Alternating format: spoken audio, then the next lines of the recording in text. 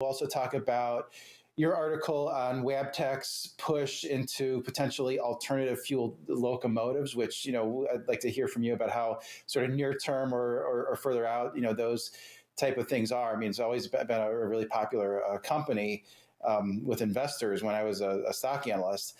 And then also talk about a little bit about the latest push to get Class 1 railroads to provide additional paid sick days. You wrote an article about CSX there, and then I think you're working on an article talking about how Bernie Sanders has made this big push to get the other railroads to say, hey, why can't you be more like CSX? So we'll talk about those things. But first, here we'll start with the Norfolk Southern derailment. You have an article up on the site. There it is. There's been a lot of just really striking, pictures from this in various things. But wanted to hear from you. So what's the latest here with the derailment? Yeah, it's funny because I feel like the service updates keep changing. So for now, So Norfolk Southern released a service update today saying that, the two main lines at the site, one of them is working now, and the other one, they're still trying to restore service. But Norfolk Southern and a lot of state and federal investigators and officials have descended upon the site, and I believe they were able to clear out some of the trains. Some of the rail cars from that site. Actually, I believe Norfolk Southern said the other day that they were able to clear out. As of several days ago, they were able to clear out 4 of the 5 cars carrying the vinyl chloride. I'm not sure where they are in terms of the 5th car, but they are trying to move things out of the way. And in the meantime, those rail cars will be staged in another area where the National Transportation Safety Board can take a look at things and kind of get the investigation rolling. Yeah, I mean, you would think this is going to be just a major investigation. I mean, it's a situation where, like, a lot of times when I hear about a derailment, it's like I'm sort of conditioned to not pay all that close of attention because derailments aren't not as uncommon as people think. But most derailments, it's kind of like they happen in the middle of nowhere. They spill some grain or wheat or something. It gets all cleaned up before even the local news crews can get there. This is kind of an extraordinary one that happened, looked like in a populated, area. Okay, it's a town of 5,000 people, but a lot of people were right there, had to be evacuated. It was hazardous materials. And, it seems like a lot of people are still concerned about going back to their homes. It's kind of ugly when you look at, just go to Twitter. I try to stay away from Twitter just because I think it's so distracting, but you go to Twitter and just type in Norfolk Southern and just sort of the comments there, where all of a sudden Norfolk Southern is kind of the public enemy number one, because of this derailment. And you sort of have to think back and say, well, the one that it sort of cosmetically looks like from the pictures was the Loch Megantic, but the difference is this one, no one was hurt, at least not that we know of. Maybe later on we'll hear of people that breathed in fumes or something, but that one in Canada was maybe the worst tragedy in the history of railroading, but this could have been much worse than it was. And you sort of think, well, isn't this something that some of those tank cars that are supposed to have sort of the head shields, et cetera, the thicker insulations that came a lot of these regulations came about as a result of that Loch Megantic. It seems like this type of situation was what it was designed to prevent. Yeah, exactly. Yeah. So, I believe those NTSB actually noted that that the tank cars, did what they were supposed to do in terms of, if there is an accident, and that is something that. That the Federal Railroad Administration and other railroad people, that's what they look at. What happens to tank cars, when they do get into derailments and accidents, and also how does where the tank cars are positioned on the train, how does that affect accidents as well? And Norfolk Southern, I believe on Monday afternoon, had to they sort of had to vet the other cars, and and TSB said that the tank cars, or I'm sorry, the rail cars were able to do what they were supposed to do in terms of like how they're supposed to. I can't think of the word now, but sort of vent The how they're kind of supposed to vent. crashworthiness of them, yeah. Yeah. So they were able to do it. So yeah. So and I know that was something before like Lac Megantic, just the issue of the tank cars being able to withstand those accidents, and so. Yeah, so it definitely could have been a lot worse. With the Lac Megantic accident, you had that the town kind of burst into flames, and you had multiple people dying, and so so to hear that for the most part, I mean, time will tell, of course, but like for the most part, no one was injured. It was really kind of the best case scenario you could have if you had to have this kind of thing happen, I guess. So. Okay, so this next question, I'm going to ask you to speculate. So what do you think might happen, if anything, as far as additional safety regulations that comes out of this type of accident? Yeah, it'll be interesting to see, because I think because you have you have a faction within the rail industry. Lots of union members questioning whether headcount, not just headcount, but also just whether operations in the drive to deploy precision scheduled railroading, whether that had sort of affected sort of safety standards, or even just like the ability to inspect things. Like on one hand, you do have the technology that's coming on, which is valuable, and I think the technology question is sort of a long-term one that unions and the railroads will have to sort of have to continue to have dialogue on. But on the other hand, I remember several years ago, or it wasn't maybe that was long, it might have been like a year or two ago. It seems like a long time.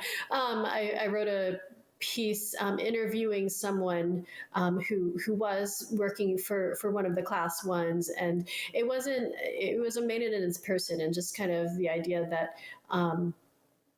because of PSR and because of trying to maintain that strict schedule, that affected how your timetable in terms of being able to get inspections done, like so, and being able to clear out of a inspection space before the next train comes in. So and then of course you have the other issues too with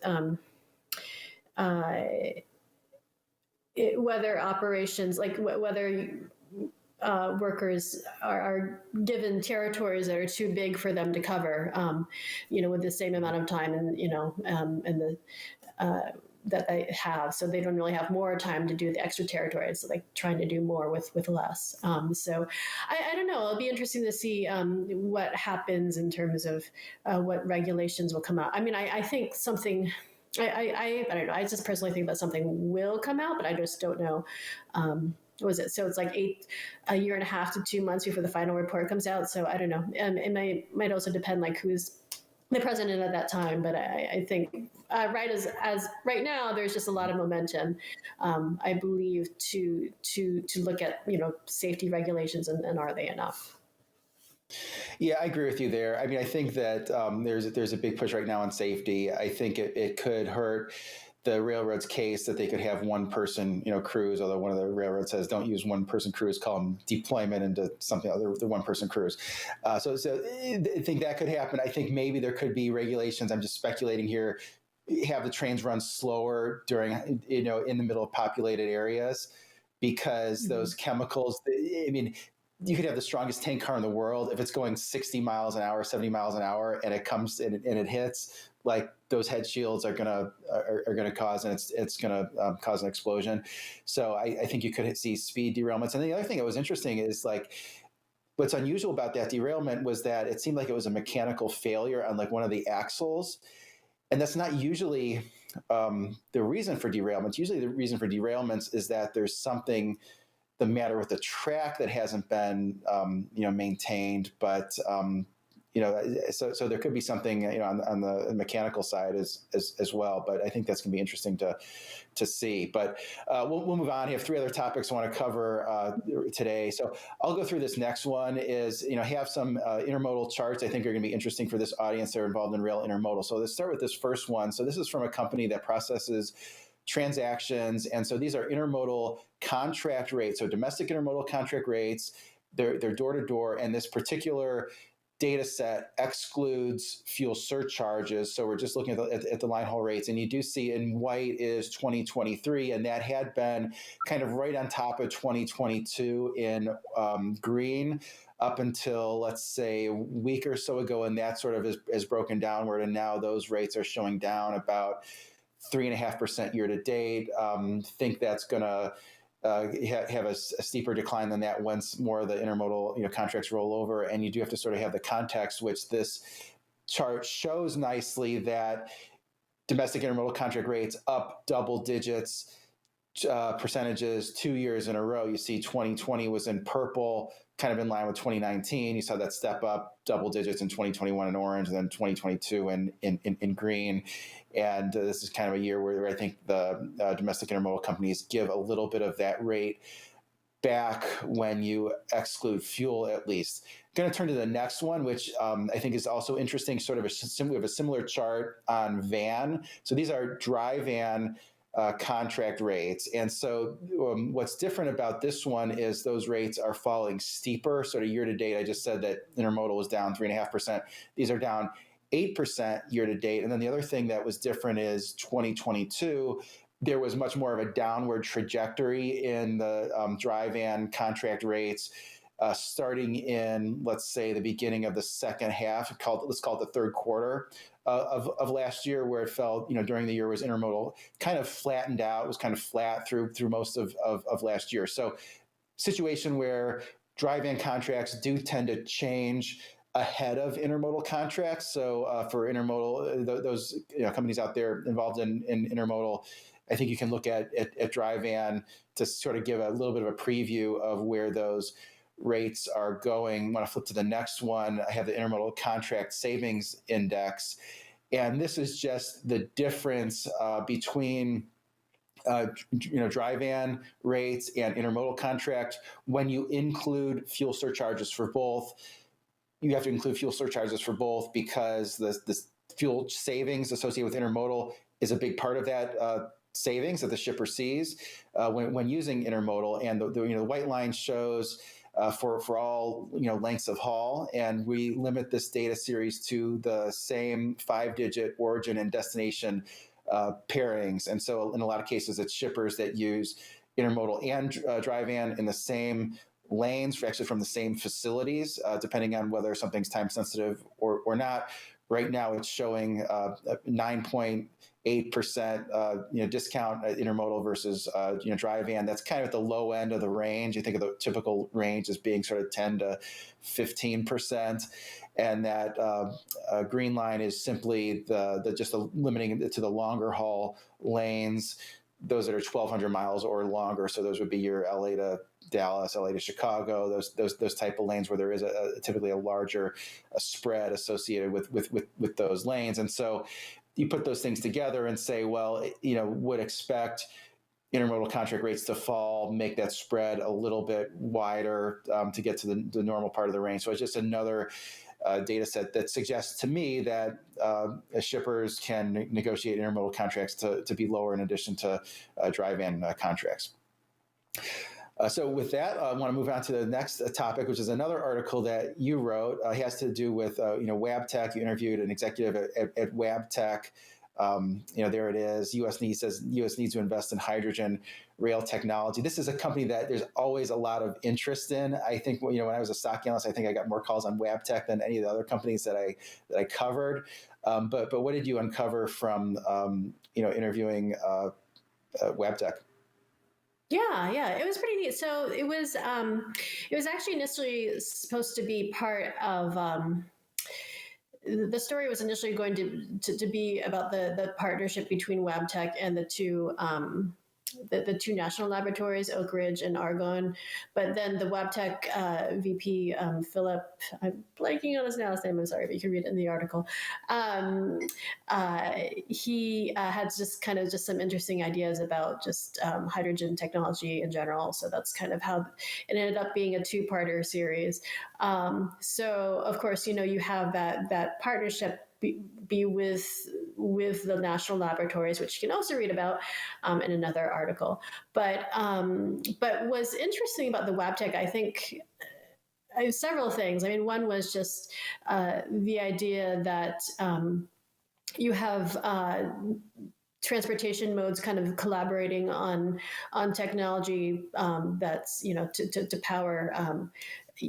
How can you use hydrogen to power to power motor vehicles or to power vehicles? And so you have that Wabtec partnership with General Motors, and then kind of related to that too.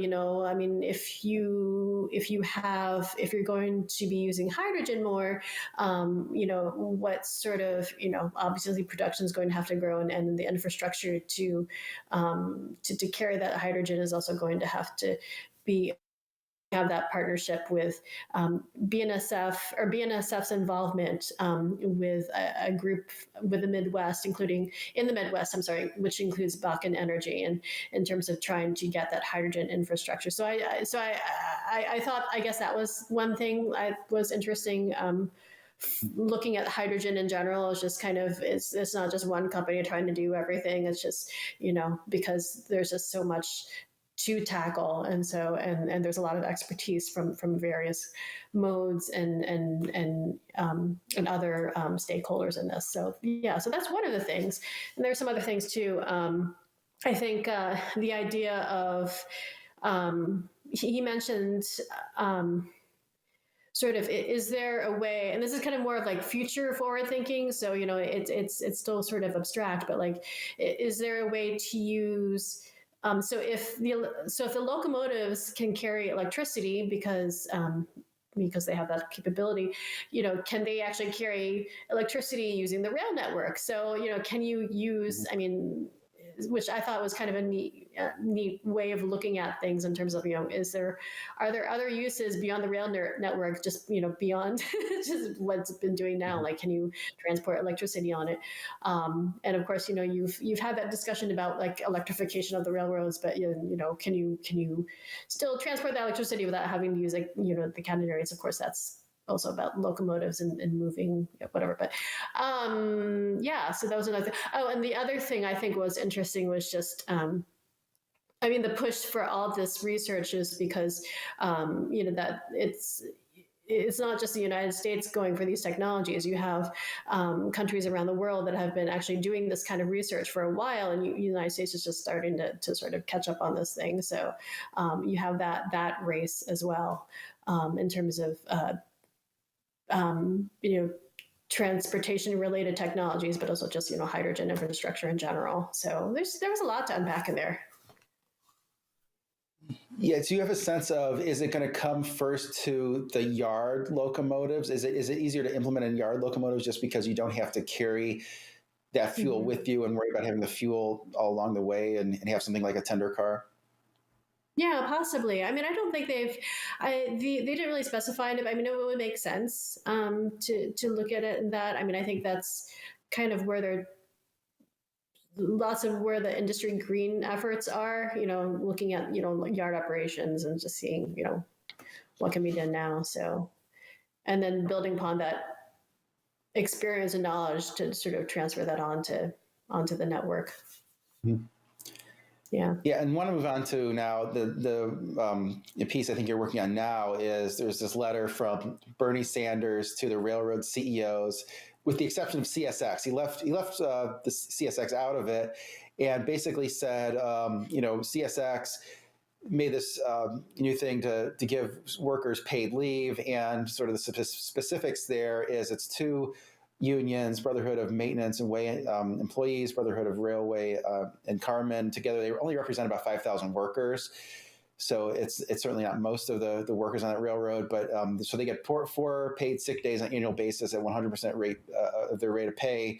Ability to take up to 3 additional paid sick days on an annual basis provides the option for employees to contribute those unpaid sick days to either a 401k or get a payout and get paid for those unused sick days. And he writes this piece to the other Class 1 CEOs, essentially saying, well, why can't you do the same thing? This would only be 1% of your profits. What do you make of this political football, and thoughts on whether the other railroads are going to follow CSX's lead?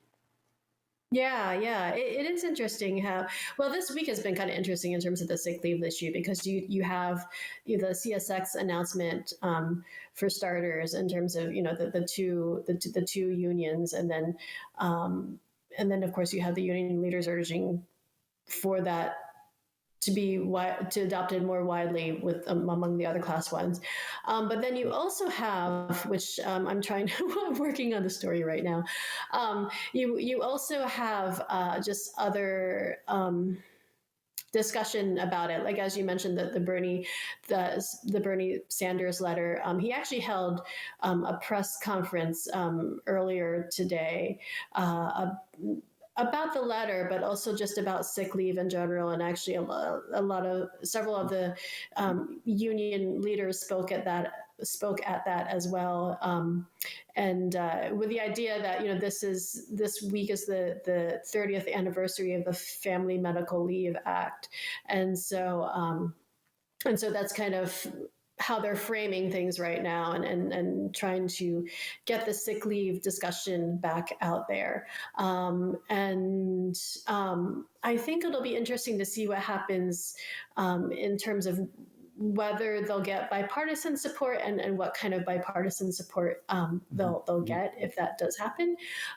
Because so Bernie Sanders' involvement in this issue is kind of related to what happened in December with the collective bargaining agreements, and some maneuvering in Congress in terms of seeing whether sick leave can be sort of introduced in a bill or something as part of the a way to get the agreements moving forward.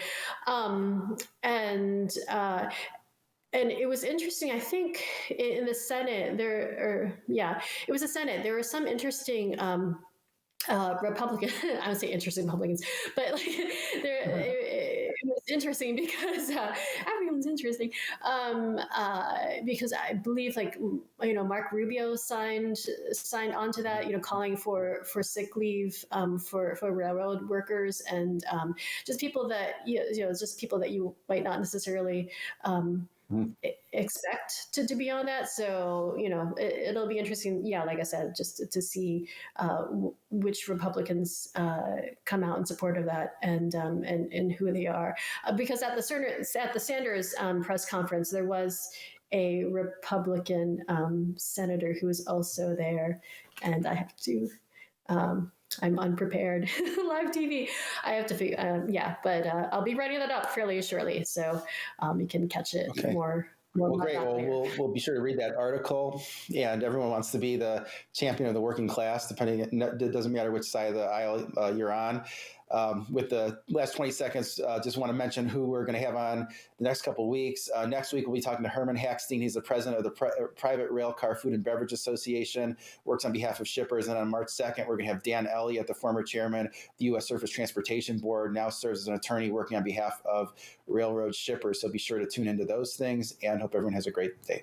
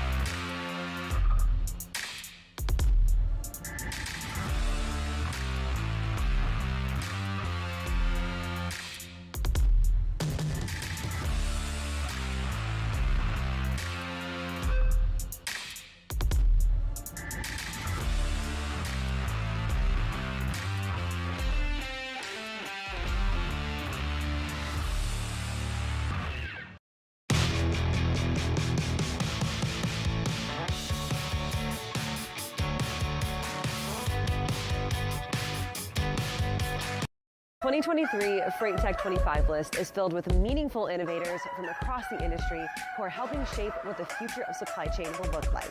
Check out the full list of these companies and all the latest Freight Tech news at FreightWaves.com.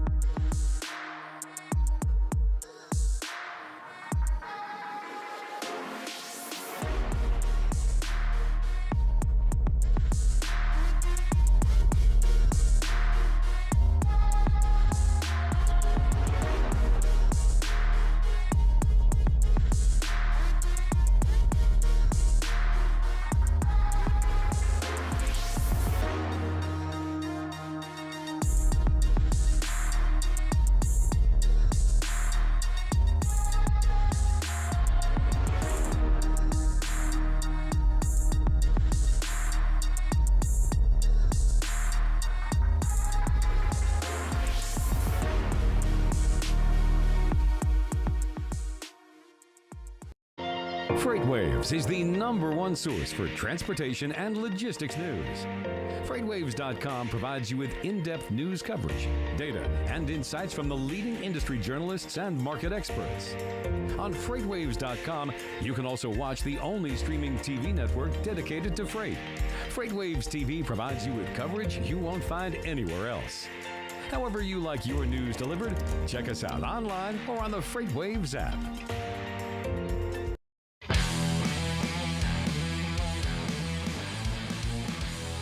The truck is now 3 days a week.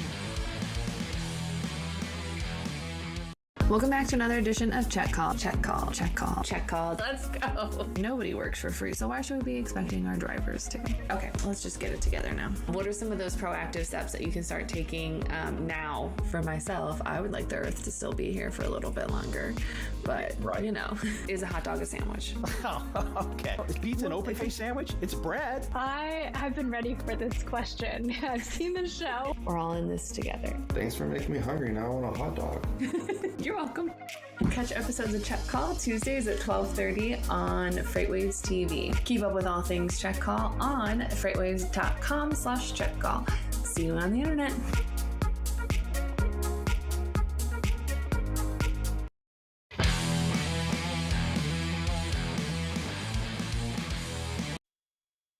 The past 2 years have been a wild ride for trucking companies, and that's saying a lot, as the trucking industry was pretty wild to begin with. But over those past 2 years, we've seen nothing short of unprecedented in its scope and impact. So now the industry is returning to a tenuous state of normalcy, which are some things to look out on the horizon. Well, looking out on that horizon, we're going to find out and ask some folks on this episode of Loaded and Rolled.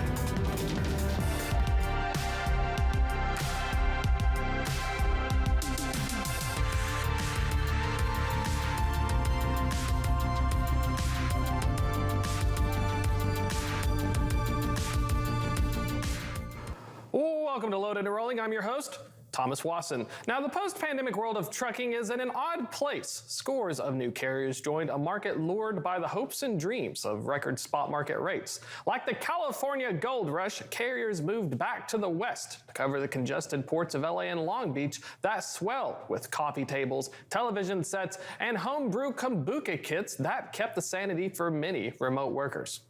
But like the boom-bust cycle of a gold rush era town, the freight market and easing of lockdowns prompted a months-long recession in the tides of freight. For many carriers who joined at high tide, they were ill-equipped for an unforgiving industry and a return to the dreaded term seasonality. But all is not doom and gloom. From the ashes of those carriers who didn't weather the storm rises a new dawn for those who stuck around. We have things across the horizon like infrastructure bills, truck parking and restroom mandates, and cleaner and more efficient units maybe just around this corner. So, joining us to talk about this, of course, is going to be our next guest, and it's going to be Carl Philhauer, Vice President of Sales and Operations at Circle Logistics. A little bit of background. He's been in the industry since 1983 in the logistics game and has worked in sales and operations for most of his career. He also started his own brokerage in 1987, built a 3PL division from scratch at Coke Logistics in 99, and has been at Circle Logistics since 2018. Carl, welcome, sir. Thank you. Super excited to have you on and diving right in, especially given your experiences, coming from the age of deregulation. What are some of the biggest things you're seeing now as we're starting to have conversations about what trucking looks like compared to your experiences in the past? Well, you kind of mentioned it in your intro. We're starting to see more seasonality, where we had a pretty good run for a 2 to 3 year period back in 17, 18, 19. Whether it's from COVID or just market changes, we're starting to see the typical seasonality that we saw years and years ago with a bigger retail season in the fall and manufacturing in some cases shutting down in the summer, partly for the summer. So we're seeing that kind of reemerge. And one of the cool things, speaking of the shutdowns, was the impact on equipment. Not cool if you're trying to buy it, but fascinating if you're observing like how it's working.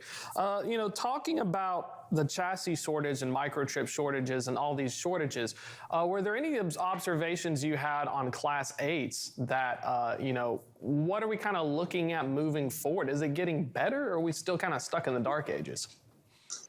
I think it's going to be getting better. The chip shortage, we're still suffering some effects from the chip shortage, but we're coming out of that. And I think as we get deeper into 2023, we're going to see that as not as much of an influence as what we've seen in the past.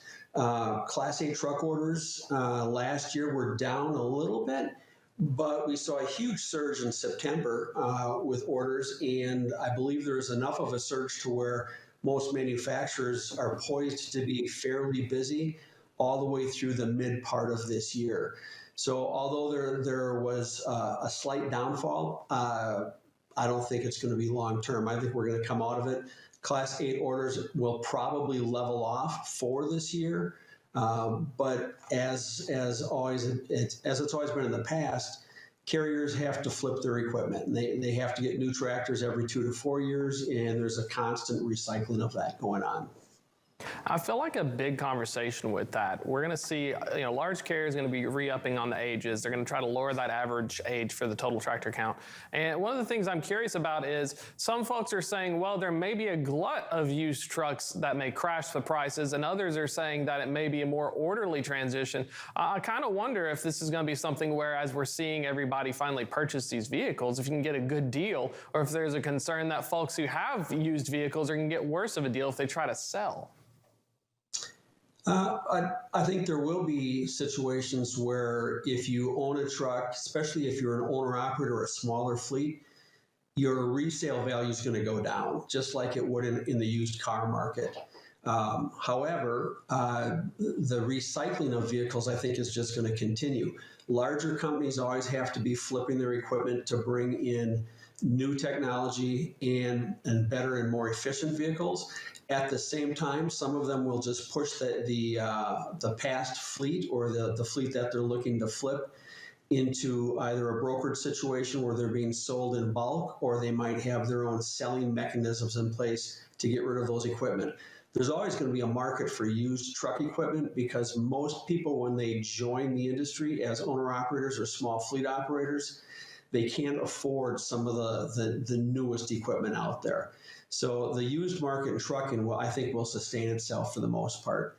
If you're smaller and you've got a piece of equipment that's, we'll say, 4 to 8 or more years older, you will get less from a trade-in value, but there's always ways to repurpose equipment. So I don't see it as being a big hurdle in the future in regard to the value of used equipment.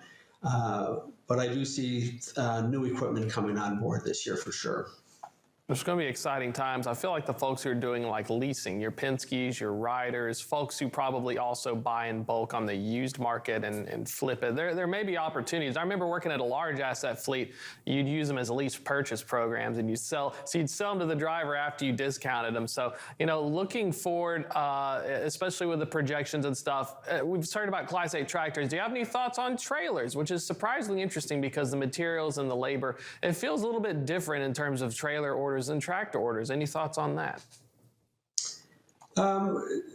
Nothing too specific. We saw a huge trailer shortage midway through COVID and going into last year. You couldn't find a trailer if you needed one, if you needed to add trailers to your fleet. So not unlike the chassis market, there's a backlog for ordering new trailers and getting that delivery date in a timely fashion. I don't see that changing until the end of this year. There's still a lot of companies that are using trailers, the older trailers that are pulled out of the road fleets for storage. And we still have a warehouse shortage, especially on the West Coast. So it's going to take us, I'm going to say 12 to 18 months to really get caught up with that. There will always be a need for newer trailers, just like there is for newer tractors. It's going to be a matter of availability when it comes to the building or the manufacturing of those trailers, and then raw materials as well. So the trailer situation, I don't see it to necessarily mimicking the tractor situation. There will be a need. I don't think the trailer situation is as bad as the chassis situation. True. The chassis situation was pretty wild to begin with. I wanted to switch gears a little bit because the legislation front, you normally hear about hours of service and ELDs, but a surprising one that we've been talking about has been parking and restroom access. From your experience being, your decades of experience in this industry, was this ever something that was a problem, or is it more of something we finally have more media attention to try and solve it? I think it's a bigger problem today than it has been in the past. There was a time where it was very rarely discussed. The things that weigh into that, though, are different today than they were 20 or 30 years ago. With fuel costs and the cost of running a piece of equipment down the road being as high as it is today, most drivers and most companies are looking for parking in an area that's going to be very close to the origin or the destination point of a particular trip. The last thing carriers want to do, especially the smaller carriers, is drive many, many miles out of route just to find a truck stop. And every city's a little bit different. If you look at the larger metro areas, there is not really good parking and good facilities in a downtown area. The cost of the real estate is just too high. So you have to get stop areas or truck stops and or parking areas that make sense on all different entry points to a big city. That way, drivers aren't driving all the way through the city to get to a truck stop on the other side of the city. So there needs to be some thought put into that. I know that the Fed has really put some money aside for rebuilding that kind of infrastructure. I believe it's being managed, really, those funds are coming from the Fed, but the states are each managing their bucket of funds for that on their own. I can see an expansion of truck stops as well as an expansion of way stations, not way stations, but wayside stopping. So kind of an entry point to a state would be. That's what blows my mind. I remember Southern California, in my opinion, is one of the worst examples of truck parking. Right in the middle of Ontario, in the middle of the whole Californian Inland Empire, there's like 2 truck stops, a TA and a Petro, right next to each other. There's like 200 spots for all of LA, and then there's random mom and pops, and there's one in Hesperia to the north. And it just feels to me like, imagine you're a large city with millions of people that was designed for cars like Los Angeles, but all you can really afford is like a handful of truck stops. Where the heck do these folks park? Like, there's a great opportunity, especially with autonomous trucks. Do you think that maybe we'll see some states decide to get a little more forward thinking and maybe have a state-owned stop so that way you can also charge the drivers of the autonomous tractors to use it and switch loads? I guess there's the potential of that. I think most taxpayers in most states would say they don't want to supplement the trucking industry. So that would be some tough legislation to pass. There needs to be a balance between the government overseeing that and even potentially some private industry. There's plenty of companies that do have space available for truck stopping, and my guess is going forward, we're going to see some new technology that might be out there in the form of an application that could manage available truck parking, whether it's private or whether it's public. And there'll probably be fees along with that. And I know if I was driving a truck and I was going into LA and I could find a place to park for 8 to 10 hours during my downtime and it cost me $40, I would probably be willing to pay that versus going way out of route just to find a place and then having to fight traffic the next day to get into my delivery or my pickup. So I think there needs to be a combination of better technology to really reserve trucking spots for truckers, as well as space. And that space doesn't necessarily have to be public space. It could be private space that people have already and they want to sign up to use that space for trucking, and there's revenue tied to it. And thinking about, speaking on the legislation front, the bathroom mandates. Well, I always wondered if that was something where, because I used to be a broker, we'd hear problems where some of our shippers were having trouble. And sometimes as a large carrier, it's preload, drop, and hook. So you didn't really hear too much complaining. But as a small carrier, you'd find out real quick which places wouldn't even let you use the restroom. I wonder if that's, from your experience, are we talking about a recent kind of style phenomenon, or is this like a pandemic-related one where when we had the lockdowns, people just wouldn't let them in? No, I think it has to do with the pandemic as well as just security. Our public has gotten to the point now where we don't trust anybody. I mean, if you were in sales and you tried to make a sales call, 30 years ago, you could park your car in one spot in an industrial park and knock on doors and actually see people. Today, you can't even get in to see a receptionist. Most of the selling in our industry is done by the phone. Zoom meetings, and most big shippers aren't really willing to see you until you are a vendor and you've got a relationship going with them. You have to prove yourself first, but to get in the door looks different than it did years ago. And that's a product of a number of things. The pandemic certainly did not help, but a lot of it just has to do with technology and a different way we communicate with one another. It feels like from a brokerage standpoint as well, there's an opportunity because now that the gatekeeping's so high, if you have the established brand name, you have the technology, it's almost like you have a competing edge. Like I couldn't just go to a Home Depot RDC and say, hey, can I talk to your shipping person? Right. Absolutely. So there's a need for that third party in there. What that's going to look like going forward, I don't know. A lot of brokers are already trying to process what it would take to develop a network of good parking and or facilities that truckers could use, as well as other things. So I think it will be a 3PL stepping in at some point in really advancing the technology around, we'll say, parking, just because there needs to be some consistency. And there are so many small mom and pop carriers that they don't even have the bandwidth and the wherewithal to hire salespeople, which obviously they rely on the 3PLs for that.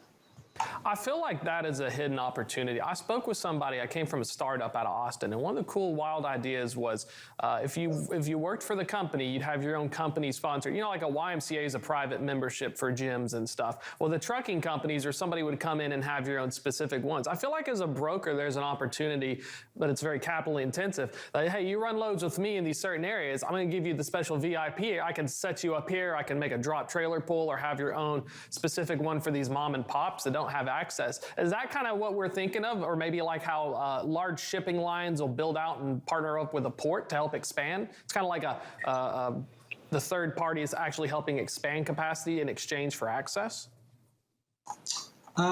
It could be. I don't think it'll get that far.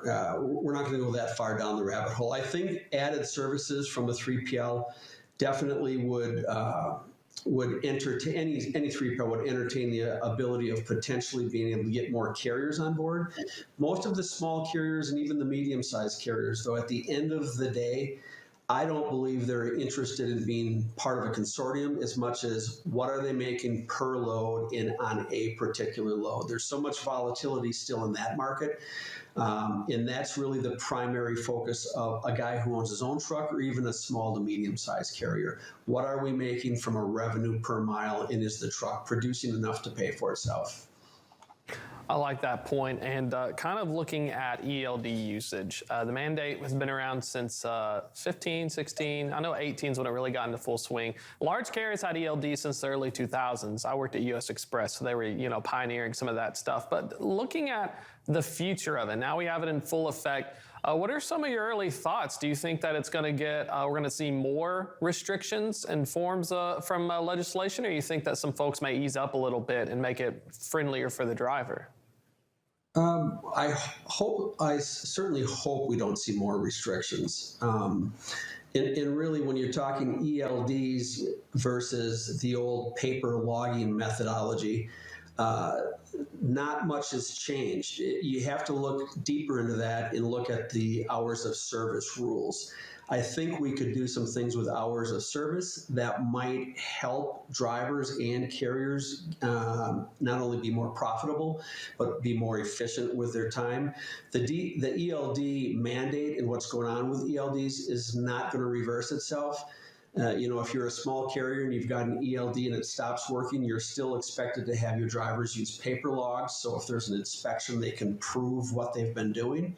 But with the onslaught of ELDs and the number of people joining that marketplace, I can see the government regulating exactly what they require for somebody offering an ELD or that type of technology. I don't see us going backwards. We've got them now. We will never be in